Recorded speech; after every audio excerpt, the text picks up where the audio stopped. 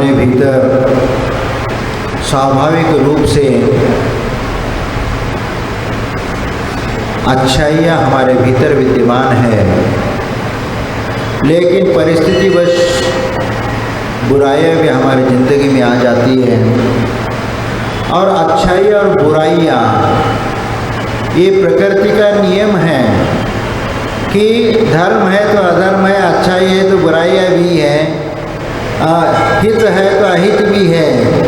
एक दूसरे के पूरक पॉजिटिव और नेगेटिव दोनों प्रकार के वस्तु इस संसार में आपको देखने को मिलेगी। इसीलिए जहाँ पर धर्म क्रिया करते हैं वहाँ अधर्म की क्रिया भी नज़र आती है, क्योंकि अधर्म की क्रियाएं जो हिंसा मान करके, हिंसा को धर्म मान करके चलेगा तो वह धर्म की क्रिया के नाम से अधर्म करता चला जाता है। उसी प्रकार हमारे जीवन में भी अच्छाई और बुराइयाँ दोनों होती है, लेकिन हम कुछ दिनों से हम अपने भीतर अच्छाइयों को स्वाभाविक रूप से उसको प्रकट करने का हम प्रयत्न कर रहे हैं। हमारे भीतर की बुराइयों को निकल करके हम उसको ग्रहण करना चाहते हैं कि हमारे भीतर एक सच्चाइयाँ, अच्छाइयाँ हमारे भीतर प्रकट हो जाए, बुराइयों को हटाते चले जाए और अच्छाई को स्वयं प्रकट होता चला जाए। जैसे स्वर्ण को अग्नि में तपाया जाता है, जब उस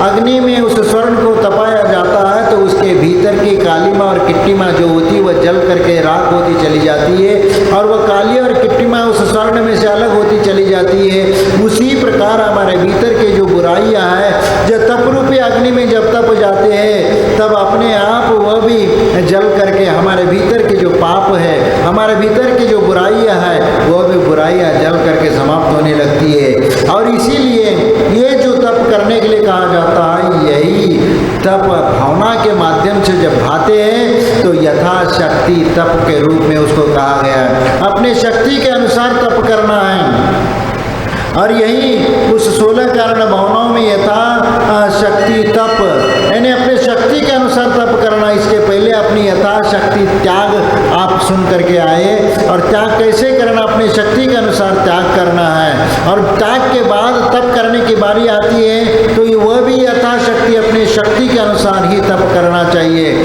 जब हमारे भीतर वह क्षमता नहीं है और शरीर कमज़ोर है और आप यदि सोचेंगे गर्मी के दिनों में पहाड़ के चोटी पर जा करके हम साधना करेंगे और साधना करने बैठ जाओगे तो गर्मी से तप करके पूरी एनर्जी समाप्त हो जाएगी और गर्मी और लू लपट लगना शुरू हो जाएगी तो हाय होना शुरू हो जाएगा और हो सकता है वह सहन नहीं कर सकोगे तो वहीं पर तुम्हारी यह लीला समाप्त हो जाएगी। इसीलिए हम अपने अस्तित्व को बचाने के लिए हम अपनी शक्ति के अनुसार ही तप करना है। यदि आपके भीतर वह यदि पहाड़ के चोटी पर गर्मी के दिनों में बैठ के तप करने की भी ये है तो आपकी क्षमता है तो कोई बात नहीं, लेकिन आप कम से कम सर्दी के दिनों में धूप में बैठ करके साधना करो। आचार्य श्री से कई बार ऐसे प्रसंग आए, क्योंकि दीक्षा के बाद कई बार ऐसे प्रसंग आए हैं कि हम तो एक बार अंतराय हुआ था और अंतराय क्योंकि पहले से ये था कि आज हम धूप में सामायिक करनी है। गर्मी का समय था, भगवान महावीर की जयंती की बाद की गर्मी थी और हमने धूप में खड़े होकर, और उस दिन अंतराय भी था ये, और किया करने के उपरांत ये ऐसा एहसास हुआ कि देखो गर्मी की कितना ये होती है, लेकिन जब आप अंतरंग भावना से जब उस साधना को करने लगते हैं तो वह गर्मी भी आपको कुछ नहीं करती, वह अपने आप एक ठंडक अपने आप मिलती चली जाती है। इधर ठंडी हवा भी आती, थोड़ा पसीना आएगा और इधर से ठंडी हवा आ जाएगी, ठंडी हवा आ जाएगी तो अपने आप वह लेवल बनाता चलाता है, शरीर अपना मेंटेनेंस अपने आप करता चला जाता है और अपने को उसका एहसास नहीं होने देता, क्योंकि शरीर के भीतर जब तक जल तत्व अस्तित्व में है तब तक तुम्हें कुछ होने नहीं देगा, शरीर की स्थिति को बनाए रखेगा।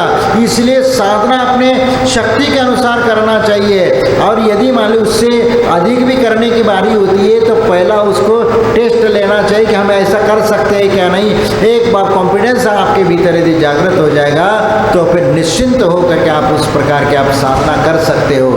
लेकिन ये बात है कि कई बार ये होता है कि हम साधना करने लग जाते हैं तो भैया हम तो ऐसे ही साधना करेंगे, और क्योंकि आचार्य कुंद स्वामी कहते हैं कि भाई शक्ति के अनुसार तप करना चाहिए, और यदि आप अपनी शक्ति से बाहर जा कर के तप करना शुरू कर दोगे तो आचार्य कुंद स्वामी कहते हैं कि तुम असंयम का समर्थन करोगे, असंयम का समर्थन करोगे और असंयम तुम्हारी जिंदगी में आ जाएगा।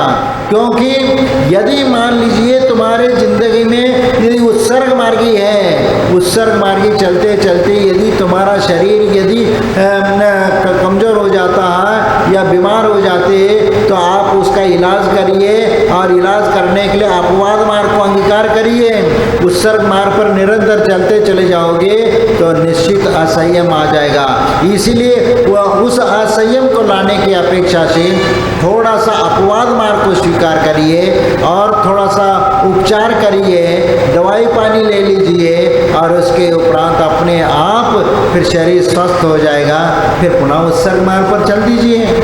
लेकिन हम तो जहाँ पर दिखावे की बात आती है ना, यदि किसी के मन में मान सम्मान और प्रतिष्ठा की बात आती है और दिखावा की बात आती है तो वहाँ ये मार खा जाता है, क्योंकि दिखाने के लिए चलता है और शक्ति तो है नहीं, और दिखाने के लिए उपवास करता चला जाता है, और जब चक्कर आ करके नीचे गिर जाता है ना फिर याद आ जाती है कि भैया हमारी शक्ति तो थी नहीं और हमने ज़बरदस्ती कर लिया।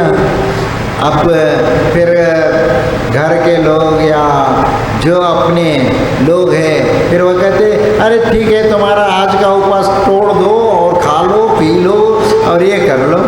लेकिन कोई भी धर्मात्मा व्यक्ति जो सम्यक दृष्टि होगा वह ये नहीं कहेगा कि तुम अपना नियम तोड़ो, वह कहेंगे तुमने नियम अपनी इच्छा से लिया है तो उसको निर्दोष रूप से उसका पालन करो, और उसी में तुम्हारे असंख्यात गुणी कर्म नजर रहा है।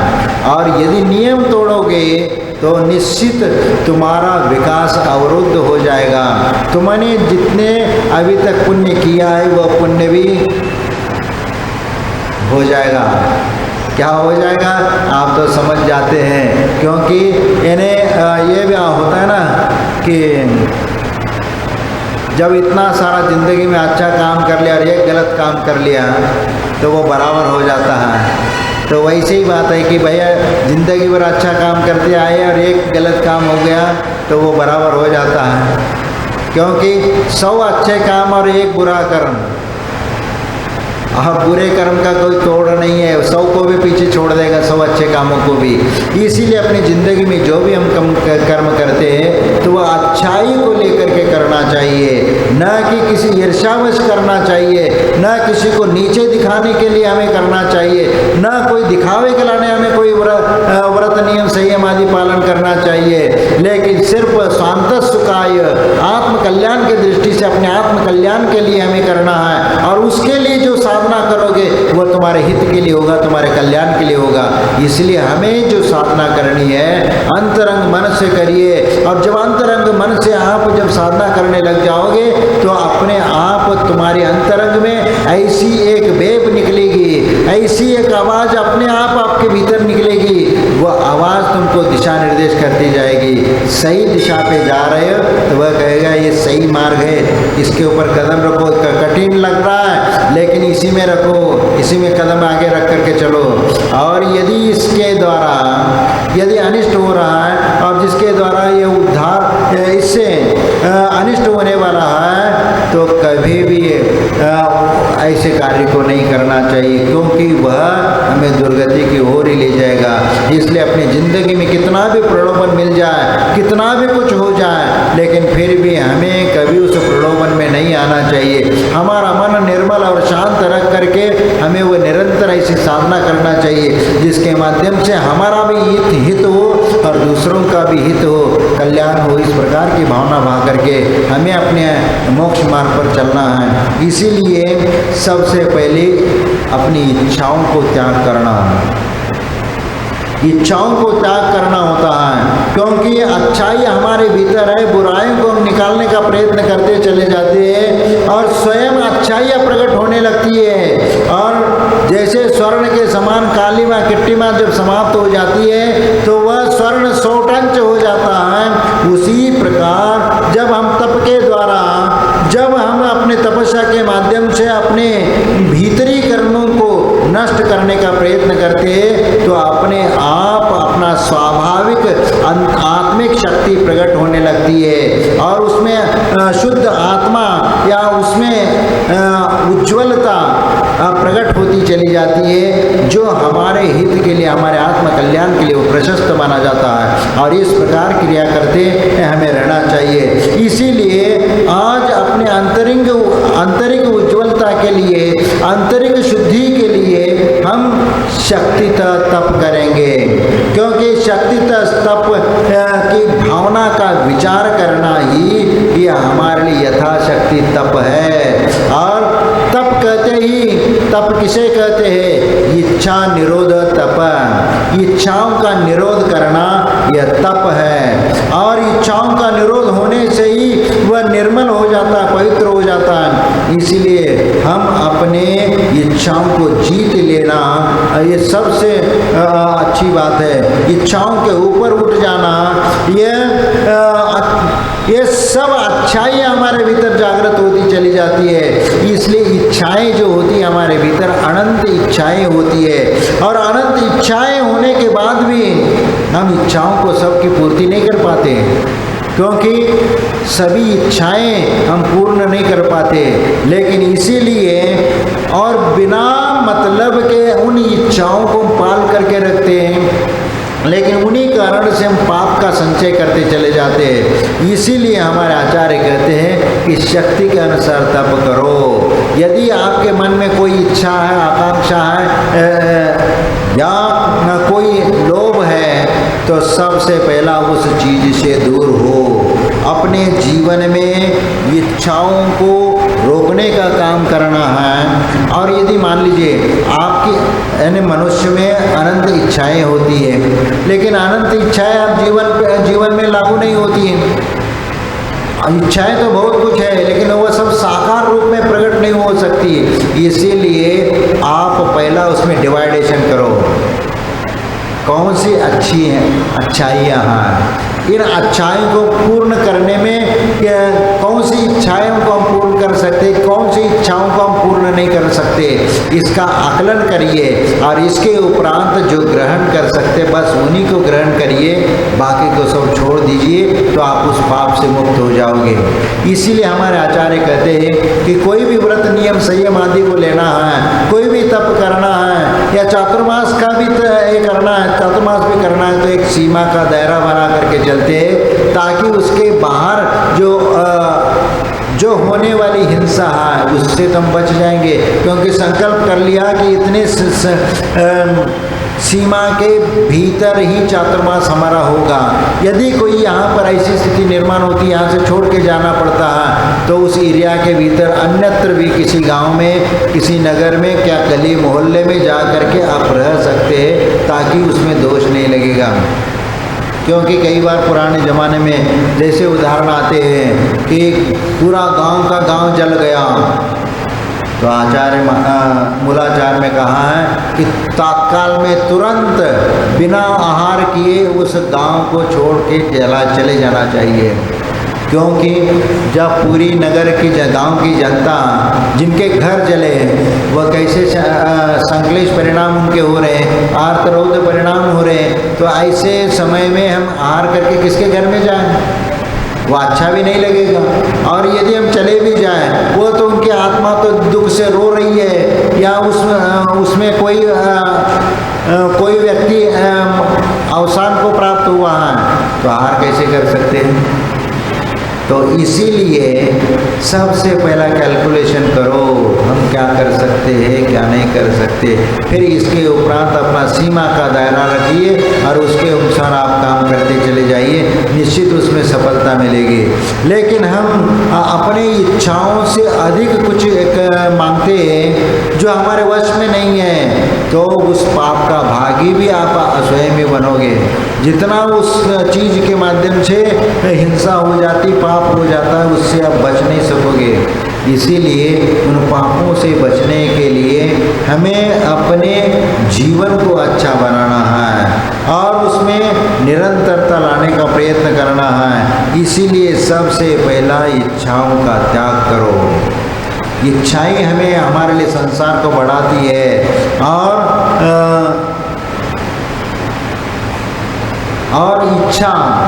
इच्छा का नाम भी संसार है।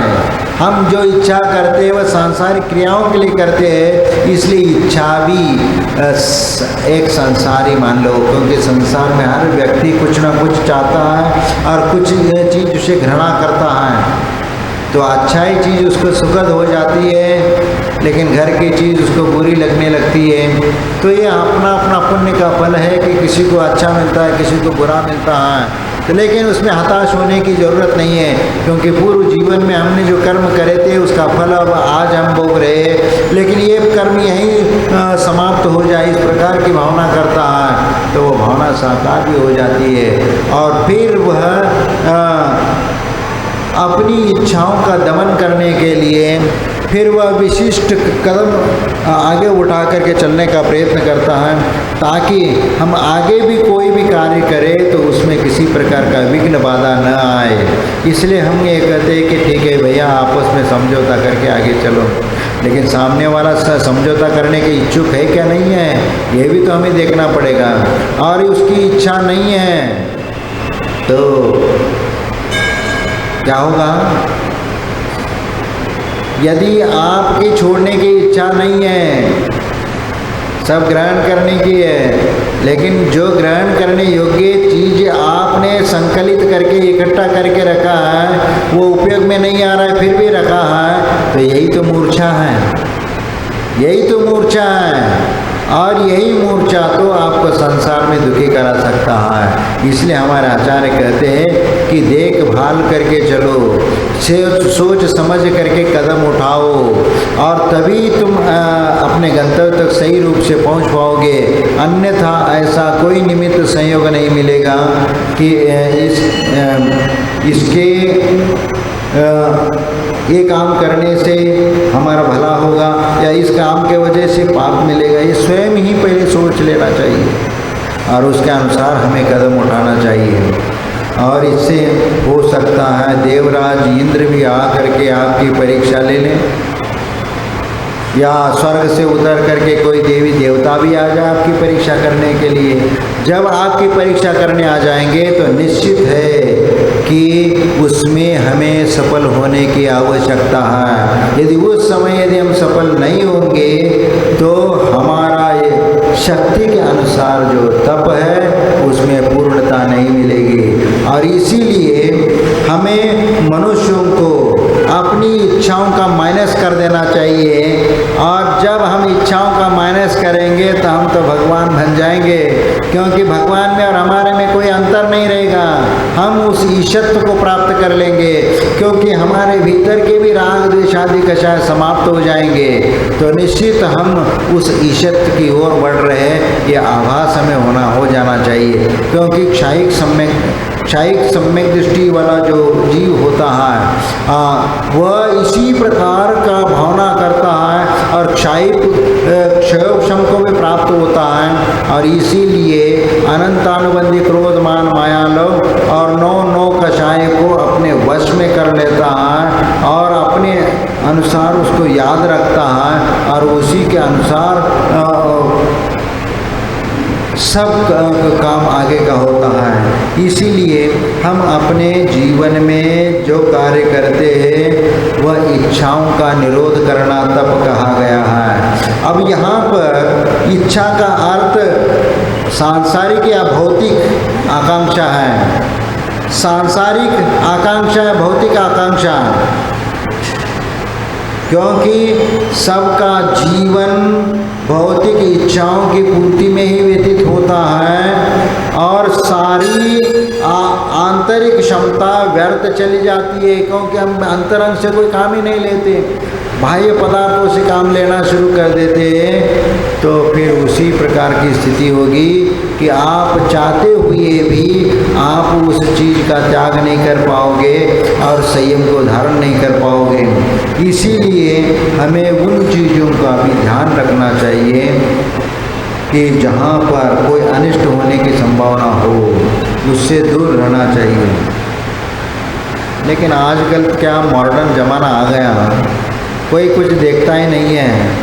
चलो जो भी करना है खुल्लम खुला दरबार।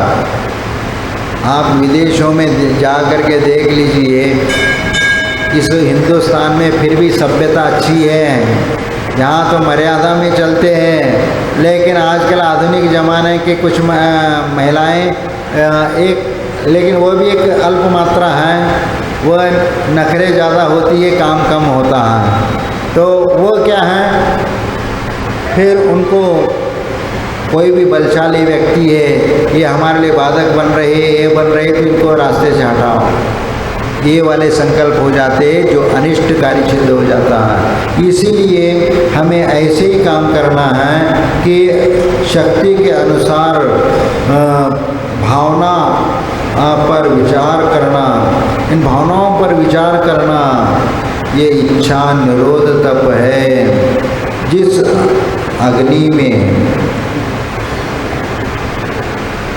जिस अग्नि में हम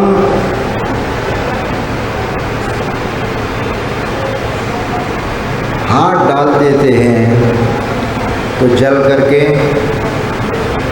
क्या होता है, जल जाता है। जल जाता है तो तुरंत यदि जलने लग जाए तो हाथ बाहर कर देते हो। क्यों करते हो भाई? जलने डाल देते ना हाथ में। नहीं महाराज, वो हाथ अपना है ना, तो हम अपने जला कर अपने पैर पर कुल्हाड़ी क्यों मारे? भाई जिस प्रकार आप सोचते हो उस प्रकार आप दूसरों के प्रति भी सोचो, सिर्फ अपने तक सीमित मत रहो और अपने बारे में विचार करो। और इच्छाएं सांसारिक भौतिक आकांक्षाएं हैं और सबका जीवन भौतिक इच्छाओं की पूर्ति करने में ही है। इसलिए सारी आंतरिक क्षमता व्यर्थ चली जाती है। जिस आंतरिक क्षमता को विकसित करके या जागृत करके हम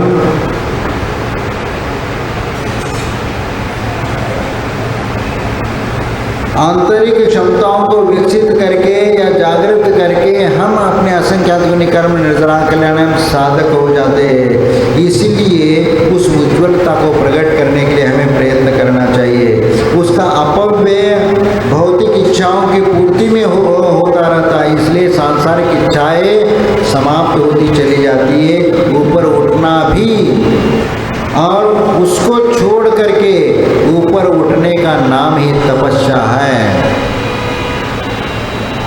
अब इन सब बातों को हमें देखने की आवश्यकता है कि जब इच्छाएं अधिक हो जाती, प्रबल हो जाती है, तो हमारे गुरुदेव कहते हैं कि माध्यस्थ भाव रखिए, माध्यस्थ भाव रखिए।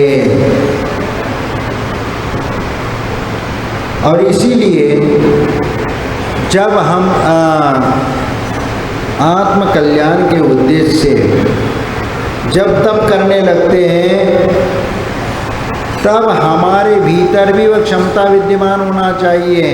दूसरों के भरोसे पर कोई त्याग नहीं होता, तपस्या नहीं होती है। अपने बलबूते पर अपनी साधना और तपस्या कर सकते हैं, लेकिन दूसरों के बलबूते हम सफल नहीं हो सकते। इसीलिए हमें इस बात पर हमें विशेष ध्यान देना चाहिए, इसका चिंतन मनन करते रहना चाहिए कि ये हमारे घर आ जाए। और आचार सीढ़ी जैसे एक विद्वानों की बात होती है कि विद्वान सभी ग्रंथों के कुछ पढ़े लिखे होते ज्ञाता होते हैं, तो उनके सामने सागर में षटखंड आगम की वाचना शुरू हो जाती है। और षटखंड आगम की वाचना शुरू हो जाती है, वहाँ इतने बड़े बड़े ग्रंथ और बड़े बड़े पंडित आकर के बैठे हैं उसका वाचन करने के लिए। और यदि आचार्यश्री भी बैठे हैं और आचार्यश्री सबका सुन रहे हैं, कर रहे हैं, लेकिन यदि ये चीज़ कोई नहीं चाहता है और विघ्न डालना चाहता है, तो फिर क्या होगा? जो कार्य में सफलता नहीं मिलेगी। इसलिए कार्य की सफलता के लिए जो कुछ इच्छा के अनुसार हम त्याग करते हैं उसी को त्याग धर्म कहते हैं।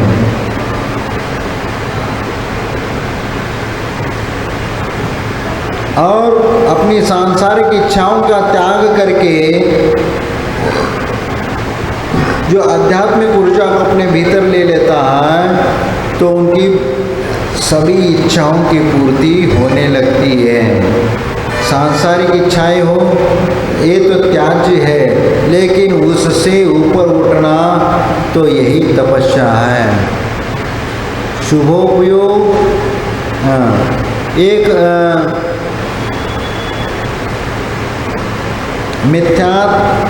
मिथ्यात्व का भी प्रसंग आता है, क्योंकि प्रथम गुण स्थान में सभी कर्मों का क्षय नहीं होता, क्योंकि वहाँ कुछ कर्म विद्यमान है और अधिक से अधिक विद्यमान है, तो वह वर्गणाएँ ऐसी समाप्त नहीं हो सकती।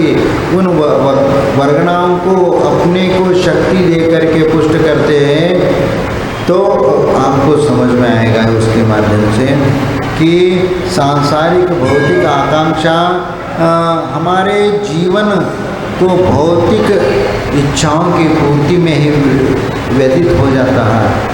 देखो, यदि एक परिवार है और उस परिवार में यदि कोई बुजुर्ग व्यक्ति है, न हाथ पांव काम कर रहे हैं, न हाथ काम कर रहे हैं, न पैर काम कर रहे हैं, ऐसी दशा में उनको कैसे लेके आ जाया जाए? तो इस चिंता में जब व्यक्ति डूब जाता है तो उनके कहीं ना कहीं से मालूम हो जाता है और उस चीज़ को ग्रहण करने के लिए वह अग्रसर हो जाता है और वह कुछ साधन से वह साधनों का उपयोग करके फिर वह अपनी इच्छाओं को पूर्ण करने का प्रयत्न करता है। अब ये है कि जैसे आप गाड़ी में बैठ के जा रहे हो और गाड़ी पंचर हो गई, आप ये कहोगे कि अभी पंचर हो गया, अभी ये इस प्रकार बीच रास्ते में गाड़ी क्यों खराब होनी थी, आप इस प्रकार ये करने लगते। फिर आप शहर में जा करके जो मिस्त्री होगा उसको बुला करके लाते और उसको ठीक करने का प्रयत्न करते हैं। तो यहाँ पर जब हम अपनी इच्छाओं को छोड़कर आत्मा को पुष्ट करने की बात करती है, जब वह अपनी इच्छाओं को छोड़ करके सिर्फ एक और लक्ष्य देता है तो उसमें उसको सफलता मिल जाती है। उसी प्रकार हमारे जीवन में एक मेडिटेशन एक ऐसा चीज़ है कि जब ध्यान में लगोगे तो इच्छा आकांक्षाएं अपने आप विलीन होती चली जाएगी और जैसा हम करना चाहते हैं वैसे हम प्राप्त कर सकते हैं। अब आचार्य श्री की वो कारिका हमें याद आती है जो वैराग्य को पाठ दर्शाने वाला वह पंक्तियाँ, ना भूत की स्मृति अनागत की अपेक्षा, भोगोपभोग मिलने पर भी उपेक्षा, ज्ञानी जिन्हें विषय तो विष दिखते हैं, वैराग्य पाठ उन से हम सीखते हैं। देखो कितनी अच्छी कारिका आचार्य ने लिखी है। ना भूत की स्मृति न अनागत की अपेक्षा, भोगोपभोग मिलने पर भी उपेक्षा। कितनी बड़ी बात है देखो कि न पहले हुए घटनाओं के बारे में स्मरण करना है और अनागत की अपेक्षा भविष्य में होने वाले की चिंता करने की कोई ज़रूरत नहीं है। फिर ज्ञानी जिन्हें विशदीकते हैं,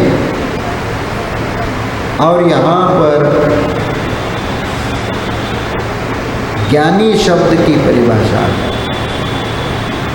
यानी वैराग्य पाठ हम उनसे सीखते हैं। ज्ञानी जिन्हें विषय तो विशदीकते, और ज्ञानी जीवों को विषय वासनाएं यह विष नजर आ जाती है, इसलिए उस विष को ग्रहण ही नहीं करते। तो इसीलिए तप करने की जब इच्छा हो जाती है तो हमें तप करना चाहिए, और इच्छाओं को जीतने की इच्छाओं को नियंत्रित करने की दृष्टि भी हमारे भीतर होना चाहिए।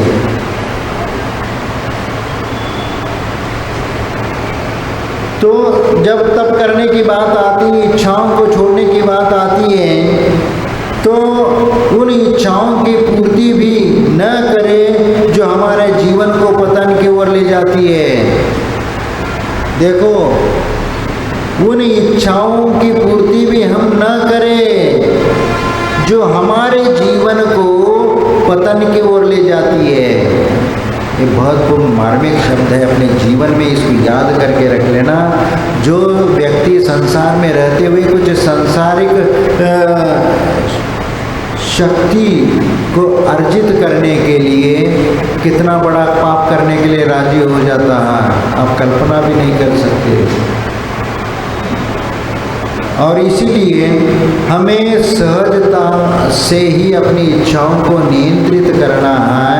दृष्टि अपने अनुभव से प्राप्त होती है, दूसरों के नियंत्रण में रहने वाली दृष्टि कभी तुम्हारे लिए वह सुख नहीं दे सकती, शांति नहीं दे सकती। वर्तमान में तो भले ही लगे भाई उसके पास बहुत पैसा है, काम धाम कर रहा है, अब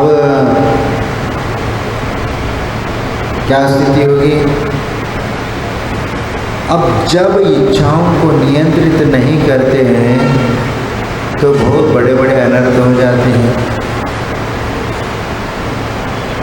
तो सबसे पहला हमें अपनी इच्छाओं को रोकने का प्रयत्न करना है।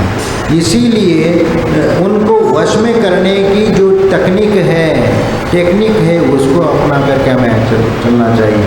अब ये बात आती है कि आप इच्छाओं को त्यागना चाहते हो तो कैसे त्यागोगे भैया मैं इस चीज़ को छोड़ता हूँ, छोड़ता नहीं, उसको साइड में रखो और ये कहो कि मैं इस चीज़ को लेता हूँ, तो अपने आप उस चीज़ का अभाव हो जाएगा।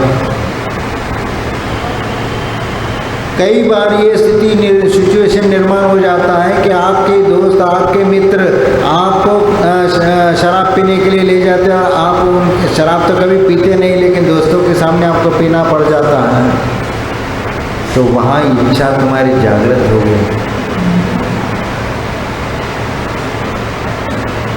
इसीलिए जब कभी इच्छाओं को जीतने की जब लालसा होती है तभी इच्छाओं को नियंत्रित कर लेना चाहिए। नहीं है तो अपने अनुभव से प्राप्त करना चाहते हो तो ये बहुत कठिन है, क्योंकि हो सकता है जिंदगी भर अनुभव ही करते बैठ जाओगे लेकिन अनुभव कभी साकार हो ही नहीं पाएगा।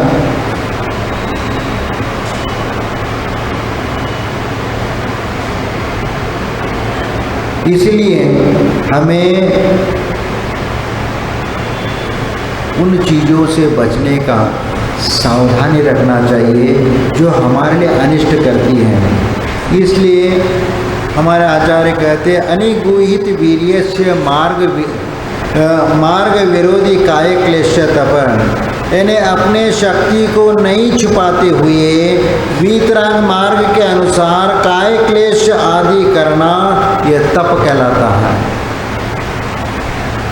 अब यही इसी प्रकार का तो तप हमें करना है जो कर्म निद्रा का साधन है, और पुण्य का संचय करने में कारण है और उसके लिए बहुत कुछ उपलब्धियां भी हो जाती है। इसलिए हमें ऐसा कार्य करना है और प्रयत्न करने में कोई दिक्कत नहीं होती, पुरुषार्थ करने में कोई दिक्कत नहीं है, क्योंकि कर्म क्षयार्थम तप्यते इति तप, ये पहले से कहा है हमारे आचार्य ने कि कर्म क्षय को लेकर के हमारे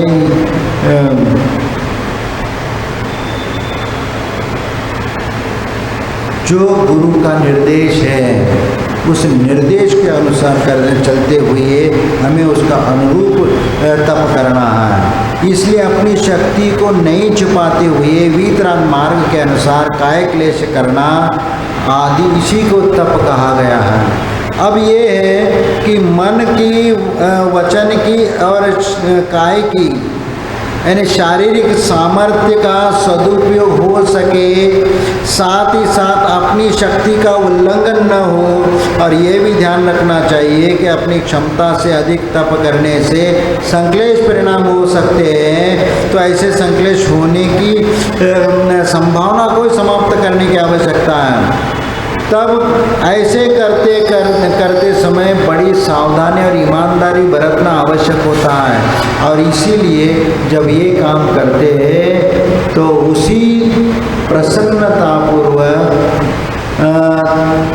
तपस्या के दौरान विद्वान बने रहना और ऐसे विद्वान बनकर के हमें कार्य करना है कि और वह भी तप जो करना है वो ईमानदारी के साथ करना है, सावधान होकर के करना है और बिना किसी वांछा के हमें तप करना है। कई बार ऐसी होती है कि हम अपने जीवन में जो हम तप करते रहते हैं, कई बार ये होता है कि हम अपनी इच्छा से कर रहे हैं। अब उन्हीं बात को लेकर के हमारे आचार्य कहते हैं कि तपस्या अत्यंत श्रद्धा और समर्पित भाव से करना चाहिए। तपस्या कैसी करनी चाहिए, कैसी करना चाहिए? अभी तो हमने बताया, अभी तो हमने एक सेकंड 2 सेकंड पहले ही तो बोला हमने, क्या? श्रद्धा और समर्पित भाव से करना चाहिए। शास्त्र में कई गतिविधि के अनुसार करना चाहिए, गुरुजनों की आज्ञा से करनी चाहिए और समर्पित भाव से की गई तपस्या ही सात्विक मानी गई है। नहीं तो संक्लेश पूर्वक या अहंकार वश की गई तपस्या को तापसिक या राजसिक कहा गया है। तो इसीलिए जब भी हम साधना करते हैं बिना वांछा के, बिना स्वार्थ के हमें तपस्या करनी है। और एक बार आचार्य श्री ने एक प्रसंग ऐसे तप को लेकर के बताया था, अपनी इच्छाओं को निरोध कैसे करना चाहिए।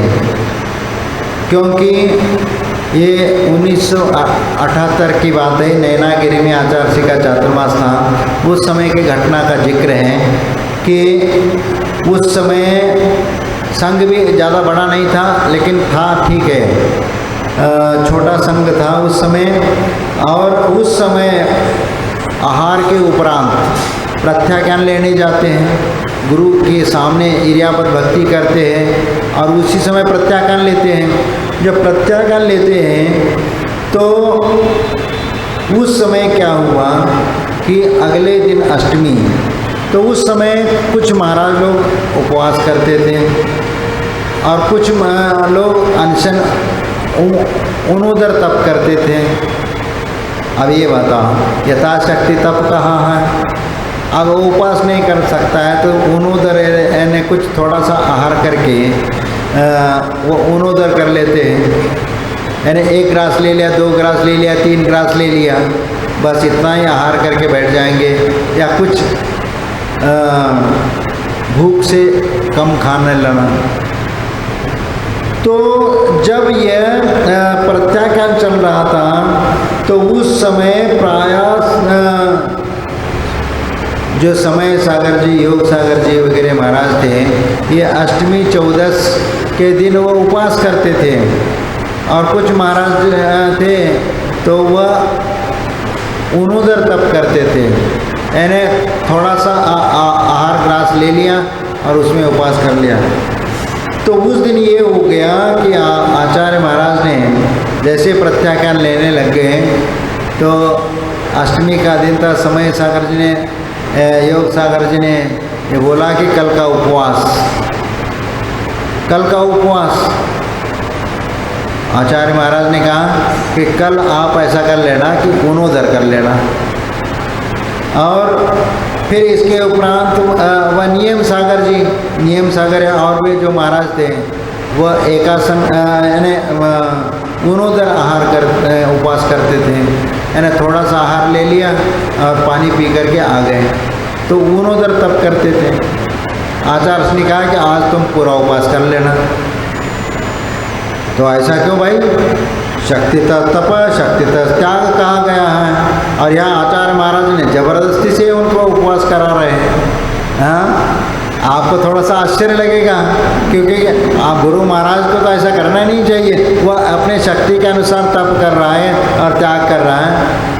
लेकिन गुरु भी कम ये नहीं होते, कई घाट के पानी पिए होते हैं और वह अपने शिष्य की हर चीज़ को जानते हैं। वह कहते हैं, वह ये इसलिए इस प्रकार करते हैं कि उनका अंतरंग विकास हो, इसके लिए काम करते हैं। और अंतरंग विकास के लिए वो उनको एक प्रेरणा देते हैं। और वह कभी कभी ऐसा ही होता है, भैया तुम्हारे भीतर तो उपवास करने की क्षमता है, लेकिन उनोदर तुम कभी करते नहीं हैं, तो उनोदर का भी तप कर लो।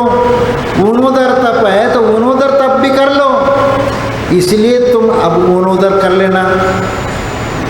क्योंकि क्या होता है कि सिर्फ आहार के लिए जाओ और थोड़ा सा पानी पी लो और 1-2 ग्रास खा करके वापस आओ तो मालूम पड़ेगा भूख थी, और सिर्फ पानी पी के आ रहे, वहाँ पर सब इतने सारे व्यंजन रखे हुए, फिर भी उसको छोड़ के आना ये इतना आसान बात नहीं है। आप स्वयं अनुभव कर लेना। यदि मान लीजिए 1 उपवास 2 उपवास किए हैं और आपको यदि बोल दिया जाए आपको सिर्फ 1 ही ग्रास खाना है, जो भी खाना है इसमें देख लेना क्या क्या खाना है, तो उसके अनुसार तुम अपना चर्या निभा लेना। तो 1-2 ग्रास खाते ही आपका मन कहने लगता है अरे भूख अभी पूरी नहीं हुई, 1-2 ग्रास और ले लो। 1-2 ग्रास खाते खाते कई ग्रास ले लेता है, तब फिर ठीक है, भूख लगने से थोड़ा सा ये है अब पूरा हो गया और थोड़ा सा उसके लिए छोड़ देते हैं। अब 80% तो भोजन कर लिया, फिर कहते हैं अब 20% के लिए उपवास कर लें। उनोदर तप ऐसा भी, हाँ, लेकिन उनोदर तप के लिए सब कहाँ है। आप 1 ग्रास भी ले सकते हो, आधा ग्रास भी ले सकते हो, सब कुछ कर सकते हो। लेकिन उस समय आचार्य श्री ने उनको ये बोल दिया कि आपको उनोदर ही करना है। तो उनोदर बढ़िया क्या उपवास बढ़िया? हाँ, उपवास करना बहुत सरल है, लेकिन उनोदर करना कठिन है। लेकिन जो उनोदर उपवास कर रहे थे, तप कर रहे थे, उनको कहा कि ये देखो ये उपवास करने से डरते हैं, यानी उपवास करने में ज़्यादा एम है, अब उसका भी हैबिट होना चाहिए, तो इसलिए भाई तुम उपवास करो। अब तुम तो हमेशा तो उनोदर करते हो, अब उपवास करो। जब ये उपवास करने के लिए कह देते तब उनकी मानसिकता, मेंटेलिटी उस ढंग से तैयार होने लगती है। और इसीलिए जिसकी जो क्षमता नहीं है उस क्षमता भी उसके भीतर से प्रकट करवाना है। इसलिए गुरु सोच समझ करके वह इस प्रकार उनको निर्देशन करते हैं। और इसीलिए तुम यानी उपवास करो।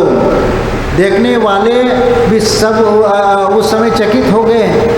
उस समय तो जब आचार्य महाराज ने ऐसा कर लिया, सब लोग देखते रह गए कि क्या ऐसी क्या बात हो गई कि अचानक आचार्य महाराज ने जो उपवास मांग रहे थे उनको उनोदर दे दिया, और जो उनोदर करते थे उनको उपवास करने के लिए कह दिया।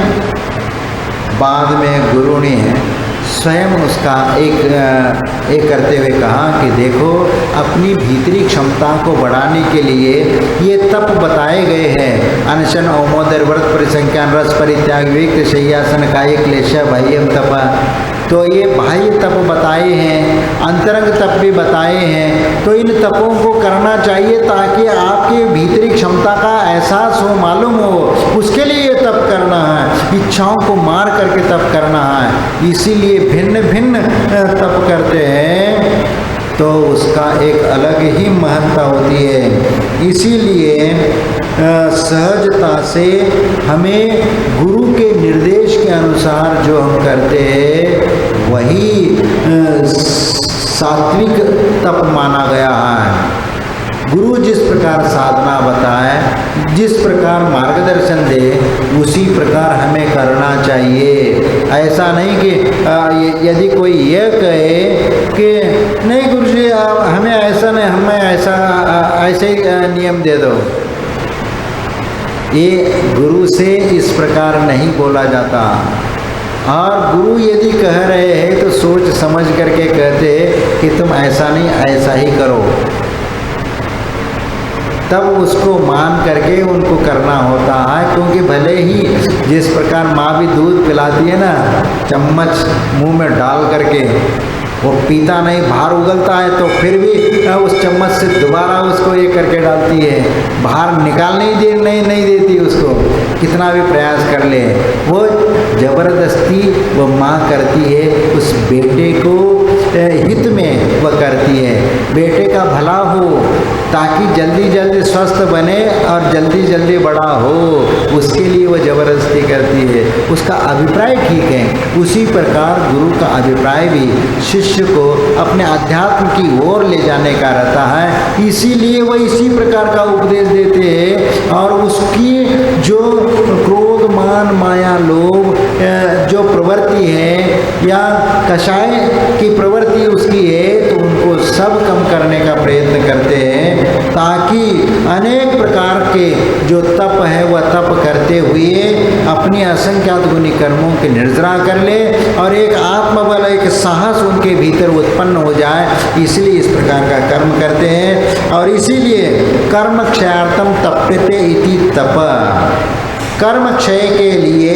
ही तप किया जाता है। और इसके भी कर्म क्षय करने के लिए तप करते हैं, तो कैसे होना चाहिए, उसमें कर्म क्षय हो, ये उद्देश्य हमारा है ही। लेकिन उसमें मन की चंचलता नहीं होना चाहिए, मन में विकार भाव उत्पन्न नहीं होना चाहिए, इंद्रियों पर विजय प्राप्त होना चाहिए।